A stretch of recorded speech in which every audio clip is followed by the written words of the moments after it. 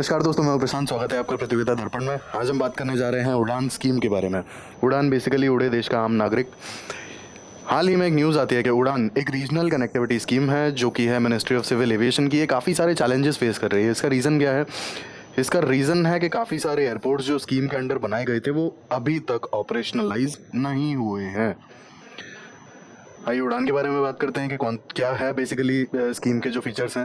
Ministry of civil aviation की एक scheme है, लॉन्च की गई थी regional airport development as well as regional connectivity enhancement के लिए। अब रीजनल कनेक्टिविटी को इम्प्रूव करना, एयर ट्रैवल को इम्प्रूव करना और एयर ट्रैवल को बेसिकली अफोर्डेबल बनाना। ठीक है, नेशनल सिविल एविएशन पॉलिसी 2016 का ये पार्ट था और बेसिकली ये 10 साल के लिए एप्लीकेबल है। इसके जो मेन ऑब्जेक्टिव है एयर कनेक्टिविटी को बढ़ाना और टारगेट जो था वो था remote as well as regional areas पे। इसके बाद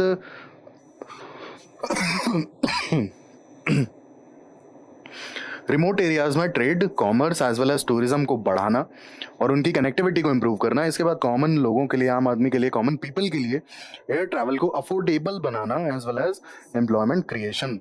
अब ऑब्वियसली बात है कि एयरपोर्ट का इंफ्रास्ट्रक्चर डेवलप होगा, एयरपोर्ट बनेगा कहीं भी तो आसपास इंक्लूडिंग एयरपोर्ट आसपास बिजनेसेस आएंगे तो उससे एम्प्लॉयमेंट क्रिएशन होगा। अब फीचर्स की अगर हम बात करें तो यहाँ पे बेसिकली कुछ फीचर्स हैं जो सेंट्रल गवर्नमेंट ने डिसाइड किए थे।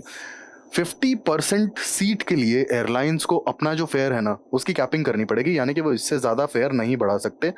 और 50% सीट्स पर वो फेयर की जो कैपिंग है वो ₹2,500 है। बेसिकली ₹2,500 से ज़्यादा एयरलाइंस अपनी 50% सीट्स पर नहीं चार्ज कर सकते उन रूट्स पे जो उड़ान के तहत आते हैं। 400 से भी ज़्यादा रूट्स हैं। अब बेसिकली यहाँ पर एयरलाइंस अगर फेयर कम कर रही हैं तो कुछ तो इनको कंपनसेशन दिया जाएगा ना। वो कंपनसेशन आएगा कहाँ से? एक्चुअल में state government as well as central governments कुछ कंपनसेशन प्रोवाइड करेंगी एज वेल एज कुछ पैसा आएगा वायबिलिटी गैप फंडिंग से।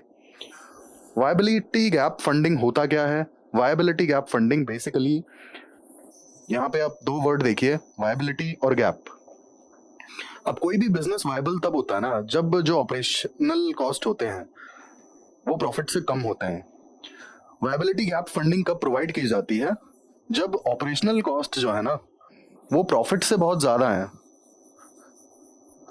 तो ये जो इनका डिफरेंस है ना ऑपरेशनल कॉस्ट और प्रॉफिट का, वो पैसा वायबिलिटी गैप फंडिंग के रूप में प्रोवाइड किया जाता है। उसी को कहते हैं viability gap funding. Viability gap funding basically operational cost as well as profits का डिफरेंस होता है। अब पार्टनर स्टेट गवर्नमेंट का जो कंट्रीब्यूशन होगा वो 20% होगा। हालांकि ये वैरी करेगा UT as well as north eastern states के लिए, जहां पर जो कंट्रीब्यूशन है वो सिर्फ 10% है। फेजेस की अगर हम बात करें तो ये जो स्कीम है 5 फेजेस में लॉन्च की गई थी। सबसे पहला जो फेज है 2017 में लॉन्च किया गया था, जहां पे underserved as well as unserved airport को कनेक्ट किया जाए और वहां पर ये फ्लाइट्स की जो कनेक्टिविटी है विद कैप्ड एयरफेयर वो बढ़ाई जाए। फेज 2 2018 में लॉन्च किया गया। यहाँ पर एयर कनेक्टिविटी को एक्सपैंड करना था, स्पेसिफिकली रिमोट एरियाज में as well as inaccessible part में। फेज 3 जो है नवंबर 2018 में लॉन्च किया गया, जहां पर hilly regions as well as remote regions को टारगेट किया गया और यहाँ पर कनेक्टिविटी इंप्रूव करने के लिए काम किया गया इस फेज में। फेज 4 की बात करें तो दिसंबर 2019 में लॉन्च किया गया था और यहाँ बेसिक फोकस था islands as well as remote areas पे। इसके बाद फेज 5 आता है अप्रैल 2023 में। यहाँ पे छोटे एयरक्राफ्ट पे फोकस किया जाता है, कैटेगरी 2 जहाँ पर 20 से 80 सीट्स होती है एज वेल एज कैटेगरी 3 जहाँ पर 80 सीट से ज्यादा होती है एयरक्राफ्ट में। हालांकि यहाँ किसी तरह का डिस्टेंस का रिस्ट्रिक्शन नहीं है। जैसे जो 2500 रुपीज की जो कैपिंग है ना सीट्स पर, वो पर आवर ऑफ फ्लाइट है। मतलब अगर ज्यादा लंबा डिस्टेंस होगा तो एक्चुअल में वो वाली जो कैपिंग है वो नहीं लगेगी बेसिकली। अब ये जो रीजनल कनेक्टिविटी स्कीम है इसके चैलेंजेस क्या हैं? चैलेंजेस की अगर हम बात करें तो यहाँ पे काफी सारे चैलेंजेस हैं। और जो सबसे पहला चैलेंज हमने न्यूज का देखा था कि जो एयरपोर्ट्स हैं वो अभी भी ऑपरेशनल नहीं है। ठीक है, उसके अलावा जो चैलेंजेस है सबसे पहला आता है कमर्शियल वायबिलिटी। अब एक्चुअल में यहाँ पर रीजनल कनेक्टिविटी स्कीम में काफी सारे ऐसे रूट्स भी हाईलाइट किए गए जहां पर कनेक्टिविटी बहुत कम थी। ठीक है, अब वहां कम कनेक्टिविटी थी लेकिन एक सबसे बड़ा प्रॉब्लम ये था ना कि वो कमर्शियली वायबल भी नहीं है। ठीक है, वहां पर अगर एयरलाइंस ऑपरेट कर रही हैं तो उन्हें बहुत ज्यादा लॉसेस हो रहे हैं। सब्सिडी मिलने के बावजूद, गवर्नमेंट से जो उन्हें कंपनसेशन मिलता है उसके बावजूद भी उन्हें लॉसेस फेस करने पड़ रहे हैं। यही रीजन है कि 200 से ज्यादा कनेक्टिविटी रूट्स पे एयरलाइंस ने अपनी ऑपरेशंस कम कर दी हैं। और अगर ऐसे ही चलता रहेगा तो ये ऑपरेशंस बहुत जल्दी सीज भी हो जाएंगे, क्योंकि ये कमर्शियली अनवायबल हैं। यहाँ पर बेसिकली जितना ऑपरेशनल कॉस्ट है, प्रॉफिट उसका बहुत कम है।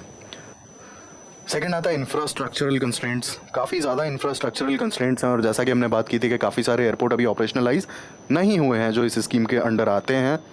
इसके अलावा बहुत सारे एयरपोर्ट्स के जो सेफ्टी स्टैंडर्ड्स हैं as well as passenger handling standards हैं, वो अभी भी अप टू मार्क नहीं है। हालांकि जो पैसेंजर्स हैं, पैसेंजर्स का इनफ्लो बढ़ गया है, फुटफॉल बढ़ गया है। इसके बाद आता है सब्सिडाइजेशन ऑफ एयर ट्रैवल।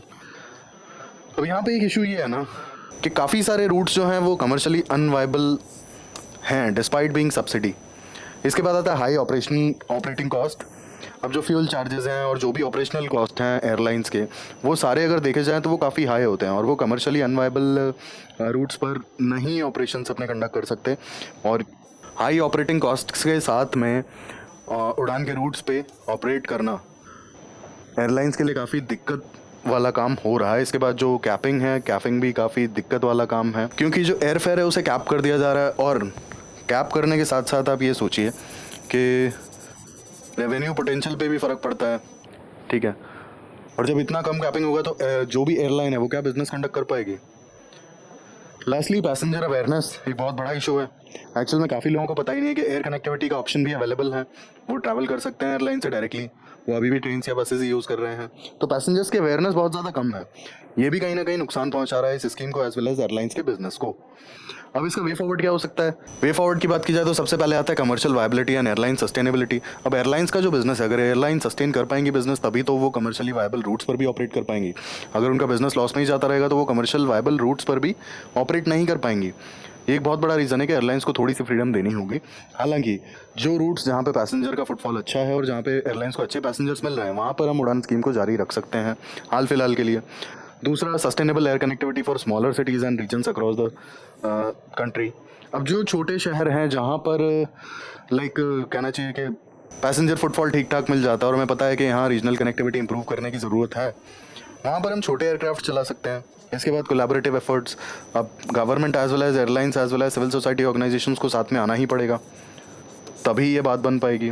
जो स्टेट गवर्नमेंट है, सेंट्रल गवर्नमेंट है, एयरलाइंस है, सब साथ में काम करेंगी तभी एक्चुअल में कनेक्टिविटी इंप्रूव होगी। क्योंकि यहाँ पे बात सिर्फ एयरलाइंस के बिजनेस की नहीं है, बात यहाँ पे हो जाती है कनेक्टिविटी की, क्योंकि ये सब कुछ हो रहा है रीजनल कनेक्टिविटी स्कीम के अंडर में।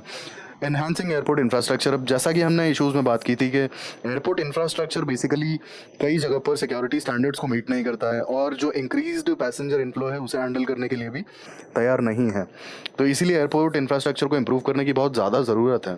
Streamlining subsidy disbursal. सब्सिडी का जो भी डिसबर्सल होता है उसमें इश्यूज़ नहीं आने चाहिए, क्योंकि already airlines commercially unviable routes पे ऑपरेट कर रही हैं, ये बहुत बड़ी बात होती है। Addressing operational constraints. अब जो भी ऑपरेशनल कंस्ट्रेंट्स हैं उसको भी एड्रेस करना होगा, जो भी पॉलिसीज़ हैं। Lastly, promoting regional air travel awareness. अब जैसा कि हमने एक इशू देखा, काफ़ी पैसेंजर्स को पता ही नहीं है कि रीजनल एयर कनेक्टिविटी भी अवेलेबल है और वहाँ पे एयरलाइंस ऑपरेट कर रही हैं। ये एक बहुत बड़ा सिनेरियो है। तो इसीलिए अगर पैसेंजर्स को अवेयरनेस होगी, मतलब if they are made aware about the regional connectivity, तो हो सकता है कि फुटफॉल और ज़्यादा बढ़ जाए, या फिर जो अभी प्रेजेंटली एयरलाइंस के जो कुछ रूट्स हैं जो कि अनवाइबल हैं, हो सकता है वो भी इन फ्यूचर वाइबल हो जाएं, इतना पैसेंजर इनफ्लो उनको मिल जाए। तो ये सारे वे फॉरवर्ड्स हैं जहां उड़ान स्कीम को एक डायरेक्शन देने में और सक्सेसफुल बनाने में हमारी हेल्प कर सकते हैं। ये हमने डिस्कस किया उड़ान स्कीम के बारे में और देखा कि रीजनल कनेक्टिविटी स्कीम में क्या क्या हाल फिलहाल में इश्यूज आ रहे हैं, उसके क्या वे फॉरवर्ड हो सकते हैं। ऐसे इन्फॉर्मेटिव वीडियोस के लिए मेरे साथ जुड़े रहिए और प्लीज़ जुड़े रहने के लिए सब्सक्राइब करें, लाइक करें, शेयर करें। Thank you, thanks for watching.